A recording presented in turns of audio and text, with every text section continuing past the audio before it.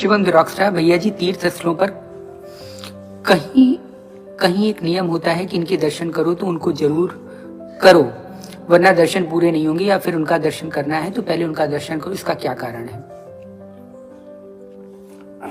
ठीक है, ये एक तरीके से वो बना दिया गया है, जैसे तीर्थ स्थलों पर नहीं, कुछ चीजें ऐसी होती है ना कि अब ऐसे बहुत सारे स्थल ऐसे हैं जहाँ पे झूठे बना दिया गया, ताकि आप जब उधर आए तो वहां पर भी आए, कुछ चढ़ावा अवश्य चढ़ा करके जाएं, इसलिए भी बना दिया जाता है। लेकिन ये ठीक है, ये भी एक स्थिति है कि ठीक है, इसका अर्थ होता है, जैसे कहा जाता है ना, वैष्णो देवी जब आप जाएं तो भैरव का दर्शन, बिना भैरव का दर्शन किए हुए ये इसकी पूरी नहीं होगी। इसका अर्थ ये भैरव, पहले आप समझिए भैरव क्या होता है। अब इसको समझाने के लिए बड़ा लंबा होगा। भैरव का अर्थ मैंने बहुत पहले भी समझाया है, एक जगह स्थिर हो जाना, जहाँ पे संकल्प विकल्प समाप्त हो जाते हैं, तब आपने मानिए आपने देवी का दर्शन किया है, इसका मतलब ये होता है। लेकिन लोग क्या सोचते हैं, वही भैरव बाबा का एक गलत तरीके से चित्र बना देते हैं, बोलते हैं ये भैरव बाबा है। भैरव का अर्थ वो नहीं होता। भैरव का अर्थ होता है जहाँ संकल्प विकल्प की समाधि या चेतना खत्म हो जाती है, संकल्प विकल्प नहीं उठते हैं, आपको सुख दुख का आभास नहीं होता है, वही भैरव अवस्था कही जाती है। जब आप भैरव विज्ञान तंत्र में इन सब बातों को पढ़ेंगे या जानेंगे, तब पता लगेगा कि भैरव की स्थिति बहुत बड़ी है। जो हम लोगों ने मूर्खतावश ये भैरव को नाम दे दिया कि उनके साथ कुत्ता रहता है, कुतिया रहती है, प्रतीकात्मक रूप में बना दिया गया है, ऐसा नहीं है। भैरव का बड़ा ऊंचा अवस्था है। भैरव मतलब साक्षात भगवान शिव, रुद्र, कल्याणकारक शक्ति, ठीक है, जहाँ पे संकल्प विकल्प सब समाधिस्थ की अवस्था में आ जाते हैं, निर्विकल्प अवस्था में आ जाते हैं, तब समझिए आपने वैष्णव का दर्शन किया है। ठीक है, वैष्णव मतलब वही वैष्णव शक्ति, वैष्णवी शक्ति जो भगवान विष्णु की या भगवान कृष्ण की जो शक्ति है, वैष्णवी शक्ति, वो उनकी शक्ति है।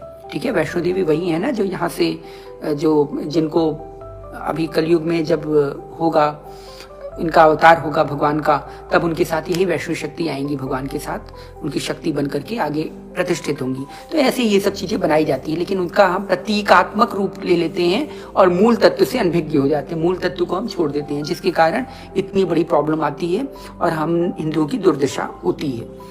आज आप किसी से पूछ लीजिए कि वैष्णो देवी गए थे, तो जब भैरव का दर्शन करने, भैरव बाबा का दर्शन करने के लिए बोला जाता है, या ऐसा बोला हो जाता होगा ना कि इनका दर्शन करना आवश्यक है, उसका अर्थ क्या है कोई नहीं जानता। आप वहां के पंडे पुंडी से भी पूछ लेंगे, वो भी नहीं जानते होंगे, बिल्कुल नहीं जानते होंगे कि इसका अर्थ क्या होता है कि हम भैरव का दर्शन क्यों करें। हाँ, हो सकता है आज के बाद से लोग बोलने लगे या जानने लगे, तब वो बात अलग है, लेकिन यही होता है भैरव का अर्थ, जहाँ पे संकल्प विकल्प। देखिए, एक अवस्था होती है ना जब हम श्वास लेते हैं, इसके बाद जब हम श्वास लेते हैं तो जहाँ पे श्वास रुक करके इसके बाद श्वास दोबारा लेते हैं या छोड़ते हैं, तो वो जो अवस्था, वो जो मिली सेकेंड्स का जो अंतर आता है, उस वक्त आप समझिए सबको सारे संकल्प विकल्प रुक जाते हैं।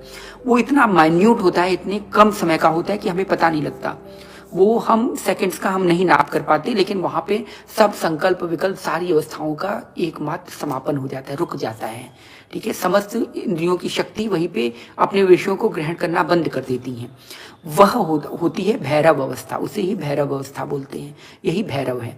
लेकिन हम क्या करते हैं, हम प्रतीकात्मक रूप से जाते हैं और एक सरोवर में स्नान कर लेते हैं। उस स्नान करने का क्या अर्थ होता है पता है आपको?